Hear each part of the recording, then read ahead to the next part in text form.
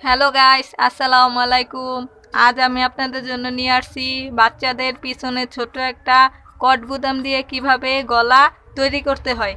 তা চলুন, যে কিভাবে গলাটা কাটিং করতে হয় সেটা আমি এখন দেখাচ্ছি।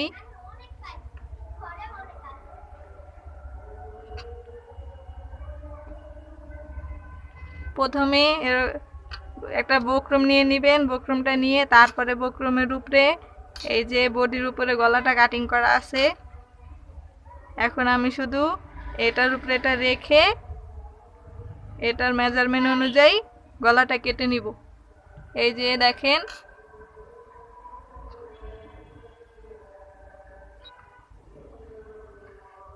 কারণ ছোট বাচ্চাদের গলা ছোট দেওয়া লাগে, সেজন্য পিছনে একটা ছোট্ট ফাড়া দেওয়া বুদমটা দিলে বাচ্চাদের মাথা ঢোকাতে সুবিধা হয়, সেজন্য এই বুদামটা দেওয়া।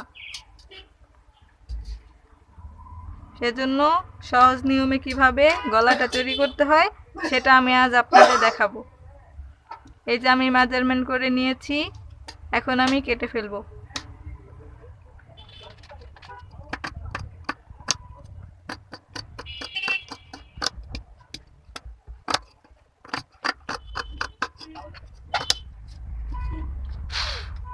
এই যে দেখেন, আমার কাটিং হয়ে গেছে।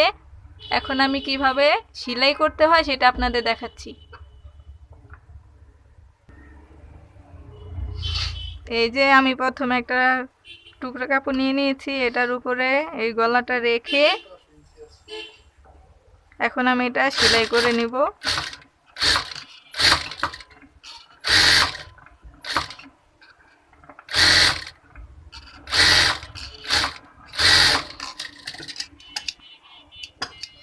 তারপরে এই যে সেলাই করার জন্য বাড়তি কাপড় কেটে নেওয়া লাগবে। এই যে এখন আমি এটা এরকম ভাঁজ দিয়ে সেলাই করে নেব।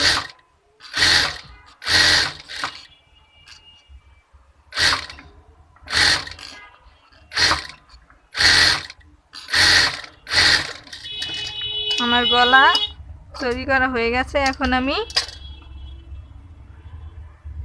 কিভাবে সেলাই করতে হয় সেটা দেখাবো। ওইটা এখানে কেটে নেওয়া লাগবে।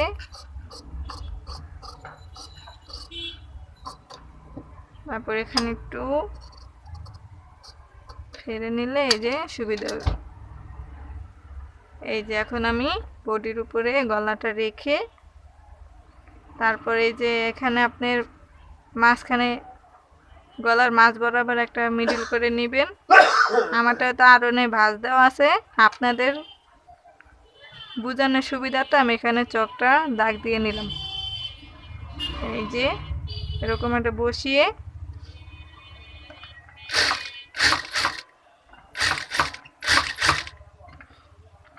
এই যে এই মাথায় একটা কট দিয়ে দিবেন বুদামটা লাগানোর জন্য। এই যে এরকম একটা কট বানিয়ে নেবেন, ছোট্ট একটা বানালেই হবে। তারপরে যেটাকে এভাবে ধরে তারপরে যেটা নিচ দিয়ে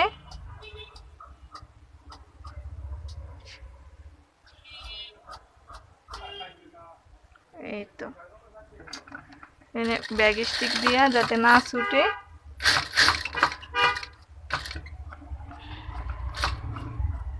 এই যে বাড়তি কটটা ফেলে দিব। তারপর আমি দ্বিতীয় পাশটা সেলাই করে নিলেই আমার গলা সেলাই করা হয়ে যাবে। গলা সেলাই করা হয়ে গেছে। এখন আমি মাঝখানটা দিয়ে ফেলে দিব। তারপরে যেরকম কোনা কেটে নেবেন।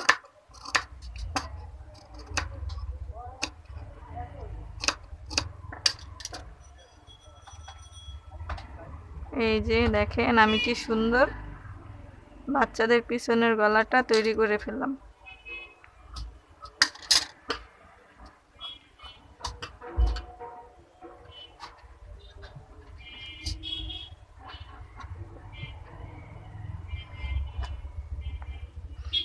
এই যে দেখছেন কি সুন্দর হয়েছে গলাটা বাচ্চাদের পিছনে।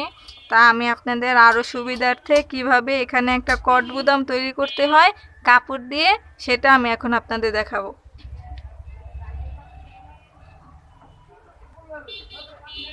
তারপরে এই যে এরকম পায়েল বা পুঁতি যা বলেন এরকম সবার ঘরেই থাকে।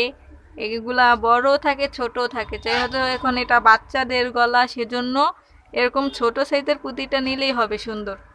বা অনেকে কাপড় দিয়েও তৈরি করে, বা কাপড় দিয়ে একটু নরম হয়ে যায় বা গোল হয় না, সেজন্য এই পুঁতিটা নিয়ে নিলে ভালো হয়, মাপটা ঠিক থাকে সেজন্য।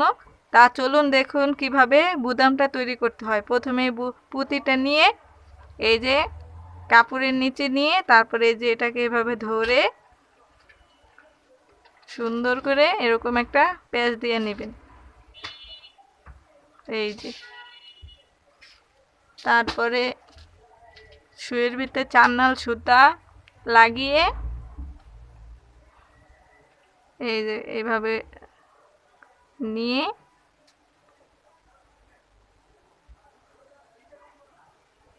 এটাকে শুধু এভাবে একটু প্যাচ দিয়ে নেবেন।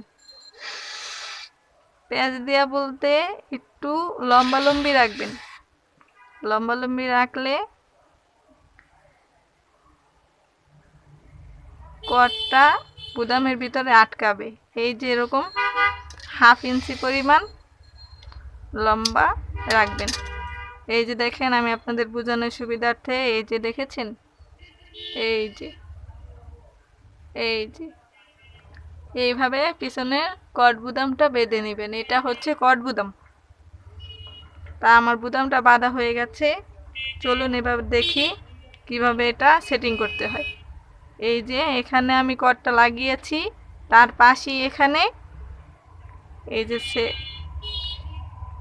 মেজারমেন্ট অনুযায়ী এই যে এটা শুধু এটা বুদামের মতো ঘুরিয়ে এটাকে সেটিং করে নেবেন।